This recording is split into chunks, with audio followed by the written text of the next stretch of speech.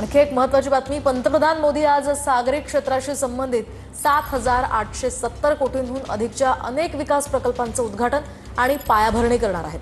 त्यात इंदिरा डॉकमधील मुंबई आंतरराष्ट्रीय क्रूज टर्मिनलचं सुद्धा मोदी उद्घाटन करतील।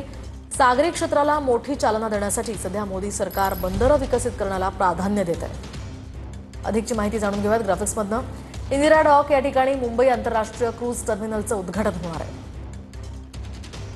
कोलकाता या ठिकाणी नवीन कंटेनर टर्मिनल आणि संबंधित सुविधांची पायाभरणी होईल। तर पारादीप बंदर या ठिकाणी नवीन कंटेनर बर्थ, माल हाताळणी संबंधित विकास कामं केली जातील। कामराजर बंदर एन्नोर या ठिकाणी अग्निशमन सुविधा आणि रस्ता कनेक्टिव्हिटी सुद्धा उपलब्ध होणार आहे। तर चेन्नई बंदर या ठिकाणी सागरी भिंती आणि रिबेटमेंटसह किनारी संरक्षणाचं काम होईल। निकोबार बेटावर सुद्धा सागरी भिंत बांधकाम होणार आहे। तर दीनदयाळ बंदर कांडला या ठिकाणी बहुउद्देशीय मालवाहू बर्थ तयार केला जाईल। पाटणा वाराणसीमध्ये सुद्धा जहाज दुरुस्ती सुविधांची पायाभरणी होणार आहे।